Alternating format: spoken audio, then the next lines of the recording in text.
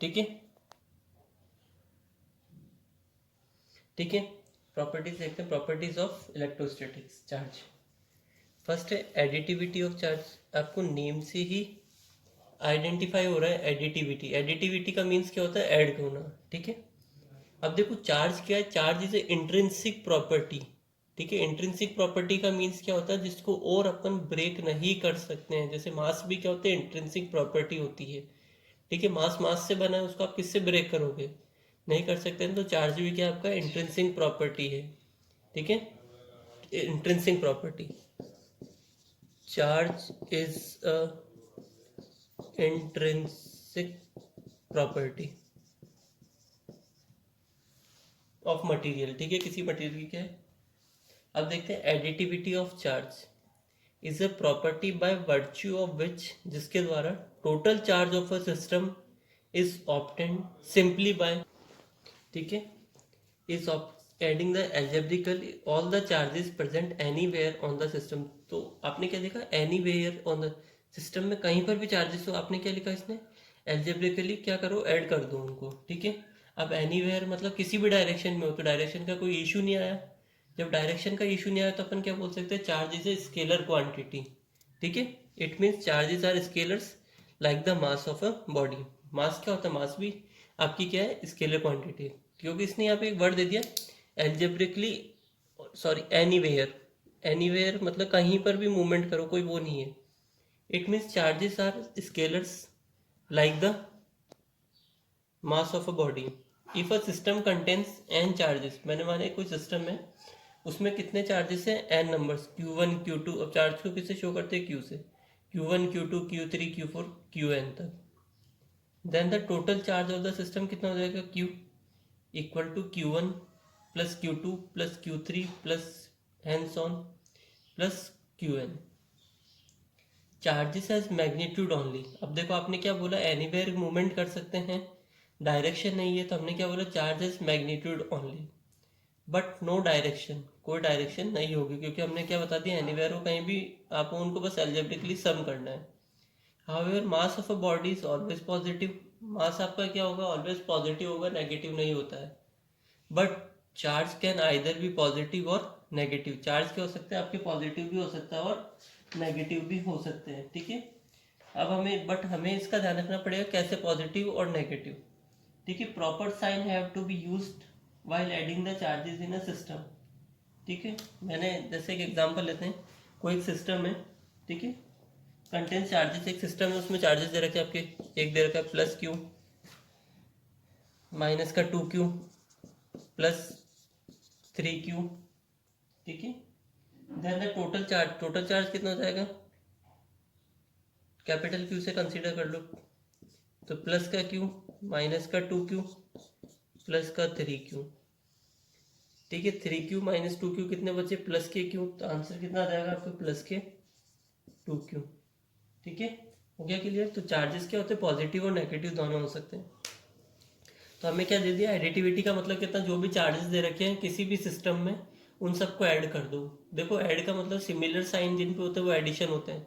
ठीक है, जैसे प्लस प्लस प्लस वाले एक साइड ऐड होंगे, माइनस माइनस वाले अदर साइड पे ऐड हो जाएंगे। जैसे लाइक मान लो अगर यहाँ पे -2Q है ना, अब आप इसमें प्लस का 2Q, अब मान लो एक -5Q आ गया, फिर प्लस 2Q और ले लिया आपने, फिर -3Q, तो ये दोनों सेम सेम पहले ये ऐड होंगे, तो 4Q प्लस का 4Q, ये -5 और -3 कितने हो गए, माइनस के 8Q।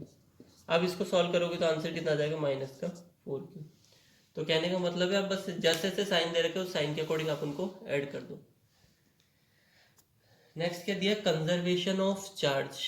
नाम से ही आपको आइडेंटिफाई हो रहा, कंजर्वेशन मतलब कंजर्व होना। जैसे आपने पढ़ रखा conservation of momentum, conservation of energy, ठीक है, कंजर्वेशन ऑफ मास।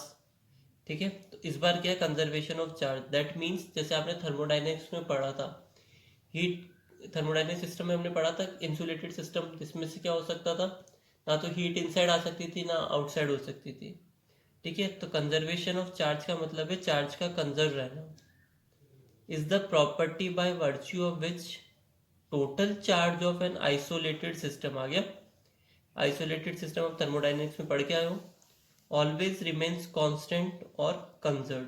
ठीक है, कि भाई एक थर्मस है, कोई आपने ऐसी बॉडी ले ली जो आइसोलेटेड है, तो उसमें से क्या होगा, ना तो हीट का ट्रांसफर होगा ना हीट गेन होगी। ठीक है, तो इसका मतलब जो इनसाइड है वो पार्टिकल इनसाइड ही मूवमेंट करेंगे, आउटसाइड टेम्परेचर से, आउटसाइड प्रेशर से, या आउटसाइड किसी भी चीज़ पे उन पर इफेक्ट नहीं होगा। तो हम क्या बोल देंगे, बॉडी क्या है, आइसोलेटेड है, और सिस्टम आपस में इनसाइड ही किसी भी तरह का कोई एनर्जी का ट्रांसफर नहीं होगा। तो सिमिलरली इसमें भी बोला है, total charge of an isolated system always, isolated system की ही बात कर रहा है। Within an isolated system में consisting of many charge bodies, ठीक है, बहुत सारी चार्ज बॉडीज होती है। Charges may get redistributed due to interactions among the bodies, ठीक है, बहुत सारी चार्ज बॉडीज हो सकती है आपकी। Charges may get redistributed, inside he क्या करेंगे, रीडिस्ट्रीब्यूट होंगे, या इनसाइड से अपनी एनर्जी को क्या करेंगे, ट्रांसफर करते रहेंगे। ठीक है, इंटरेक्शंस अमंग द बॉडीज के बीच में क्या होगा, इंटरेक्शंस होता रहेगा। But the total charge of the system shall remain the same, but the total charge हमेशा क्या रहेगा, सेम रहेगा, क्योंकि पार्टिकल्स ना तो बाहर आ रहे हैं, ना आउटसाइड से इनसाइड आ रहे हैं, ना इनसाइड से आउटसाइड जा रहे हैं। ठीक है, तो अंदर ही क्या है, वो आपस में क्या हो रहे हैं, कांस्टेंट है। कांस्टेंट मतलब फिक्स है, ना तो इधर जा पा रहे हैं ना उस अदर साइड जा पा रहे हैं। चार्जेस कैन बी क्रिएटेड और destroyed in equal and unlike pairs only, जो चार्जेस होते हैं वो क्रिएट भी हो सकते हैं और डिस्ट्रॉयड इन इक्वल, ठीक है, and unlike pairs only. Pairs कौन से होने चाहिए, लाइक पेयर्स नहीं बनेंगे, अनलाइक पेयर्स ओनली। इसका एक एग्जांपल मैं आपको बताता हूँ।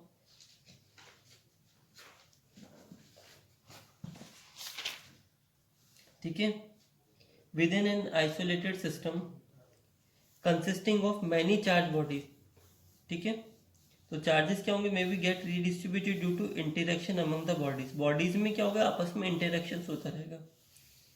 अब एग्जांपल लेते हैं, व्हेन द वी रब टू इंसुलेटिंग बॉडीज, दो इंसुलेटिंग बॉडीज है, उनको आपने क्या करा, आपस में रब करा। What one body gains in charge, the other bodies the same amount. एक बॉडी क्या करेगी, या तो गेन करेगी, जब एक गेन कर रही है तो अदर क्या करेगी, लॉस करेगी सेम अमाउंट में। ठीक है, ये चीज भी ध्यान रखना, क्योंकि जितना वो उसको देगा उतना ही तो उसके पास में लेस हो जाएगा। Thus it is not possible to create or destroy net charge carried by any isolated system. तो ये पॉसिबल नहीं होगा क्रिएट और डिस्ट्रॉय करना net charge carried by N isolated system के द्वारा कैरी करा जा रहा है। हाउएवर चार्ज कैरिंग पार्टिकल्स में बी क्रिएटेड और डिस्ट्रॉयड इन अ प्रोसेस, ठीक है, जो चार्ज कैरिंग पार्टिकल्स है वो मे बी या तो क्रिएट हो सकते हैं, डिस्ट्रॉय हो सकते हैं। For example, neutron turns into proton and electron, neutrons को आप ब्रेक करोगे तो किस में टर्न हो जाएगा, प्रोटॉन्स एंड इलेक्ट्रॉन्स। ठीक है, द प्रोटॉन इलेक्ट्रॉन दस created have equal and opposite charge, दोनों क्या हो गए, क्रिएट हुए ना न्यूट्रॉन से, बट दोनों पे क्या है, चार्ज आए equal and opposite. The total charge कितना हो गया, zero, before and after the creation. आप बिफोर और आफ्टर क्रिएशन के क्या होंगे, जीरो होंगे। दस charges can be created destroyed in equal and unlike pairs. ठीक है, इसलिए यहाँ पे लिखा है चार्ज, जैसे आपने न्यूट्रॉन है, न्यूट्रॉन को ब्रेक कराओ, ठीक है, सिंपली एक एग्जांपल, न्यूट्रॉन है आपके पास, ठीक है, आपने न्यूट्रॉन को ब्रेक करा था, आपके प्रोटॉन, यहाँ पे क्या आ गए, इलेक्ट्रॉन्स आ गए। प्रोटॉन पे कितना चार्ज होगा, प्रोटॉन, इलेक्ट्रॉन्स पे कितना हो जाएगा, बट ये तो क्या हो गया, न्यूट्रलाइज हो गया ना, तो इसलिए लिखा है चार्जेस कैन बी क्रिएटेड और destroyed equal and unlike pairs. Unlike pairs बन गए ना, एक पॉजिटिव पेयर बना और एक नेगेटिव बना है। क्लियर है यहाँ तक। नेक्स्ट और लास्ट इसकी प्रॉपर्टी देखते हैं अपन। लास्ट प्रॉपर्टी है आपकी क्वांटाइजेशन ऑफ इलेक्ट्रिक चार्ज, ठीक है, quantization of electric charge is the property by virtue of विच, देखो ये लाइन तो कॉमन आ रही है, the charge on a body, ठीक है, is a integral multiple of a basic unit of charge of an electron और प्रोटॉन रिप्रेजेंटेड बाय ई। ठीक है, क्या लिखा, the quantization of electric charge is the property by virtue of which the charge on a body, body पे जो charge है वो क्या होगा, integral multiple of a basic unit of charge, ठीक है, अब ऑफ एन इलेक्ट्रॉन और proton. Thus charge Q of a body is always given by, किससे गिवन करेंगे, Q equals to n e. अब देखो क्या बोला, is an integral multiple of a basic unit of charge, ये आपकी हो गई बेसिक यूनिट ऑफ चार्ज, ठीक है, इससे हमेशा मल्टीपल होगा ये तो, अब एन कुछ भी हो सकता है, where n is an integer, integer आपका पॉजिटिव भी हो सकता है, नेगेटिव भी हो सकता है। बाय कन्वेंशन, हम कन्वेंशन के थ्रू देखते हैं, charge on an electron is taken to be negative, ठीक है, इलेक्ट्रॉन पे क्या होगा नेगेटिव, प्रोटॉन पे क्या हो जाएगा पॉजिटिव। क्लियर है यहाँ तक? तो ये जो इंटीग्रल मल्टीपल लिखा है ना, integral basic unit of charge, ये बेसिक यूनिट ऑफ चार्ज कितना है ई, ये इसकी वैल्यू होती है इक्वल्स टू 1.6 इंटू 10⁻19 कूलम, ठीक है। If a body contains n electrons, n1 electrons and n2 protons, n1 तो क्या इलेक्ट्रॉन्स है, n2 क्या है प्रोटॉन्स है, the total amount of charge on the body is, अब ये तो ई तो क्या रहेगा आपके पास कॉमन रहेगा ना, इसकी वैल्यू तो आपके पास फिक्स होती है, प्लस और माइनस कर दोगे तो यहाँ पे प्लस और माइनस आ जाएगा, ठीक है। तो Q इक्वल्स टू N2 क्या प्रोटॉन है, तो प्लस वाले को मैंने पहले लिखा है, प्लस N1 माइनस सी, तो E कॉमन आ जाएगा, तो N2 माइनस N1 इंटू ई, ठीक है। दस एनी चार्ज बॉडी और charge particle can possess charger equal two plus minus 1E plus minus 2E plus minus 3E and so on, ठीक है। हो गया क्लियर? या तो +1 या फिर -1, +2 -2 +3 -3, ठीक है, क्योंकि n क्या है आपके पास इंटीजर्स है। The cause of quantization is that only integral number of electrons can be transfer from one body to another. तो क्या होंगे, क्या लिखा है, integral number of electrons can be trans, integral मतलब तो पूरा पूरा नंबर। क्लियर है यहाँ तक? The quantization of charge was first suggested by the experimental laws of electrolysis discovered by Faraday। सबसे पहले इसको किसने करा था, एक आपको नाम ध्यान रखना, फैराडे, ठीक है। नेक्स्ट, और it was actually demonstrated experimentally by Millikan, ठीक है। दूसरे साइंटिस्ट कौन है, मिलीकेन, और कल हमने एक और देखा था बेंजामिन फ्रैंकलिन, ठीक है।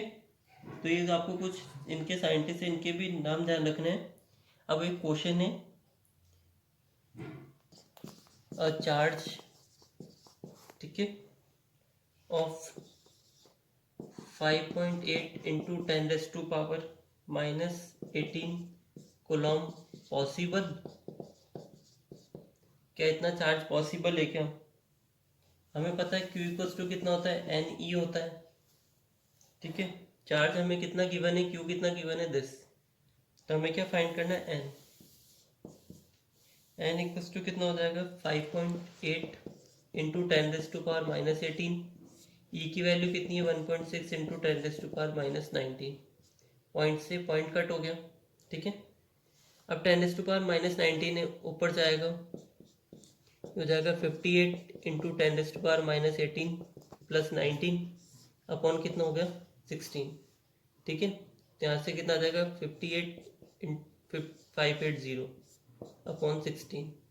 अब देखो ये 48 होता है तो 30 टाइम कैंसिल हो जाता है, लेकिन अभी जो इसको करो 16 3 48, ठीक है, 10 बचा तो 16 6 96, तो पॉइंट में आ रहा है, ठीक है। n is not an integer, this value of charge is not possible. मैंने क्या बताया था, इंटीजर्स होना चाहिए, +1 -1 +2 इंटीग्रल मल्टीपल होना चाहिए, हाफ ये पॉइंट्स में नहीं आएगा तो इट इज नॉट पॉसिबल।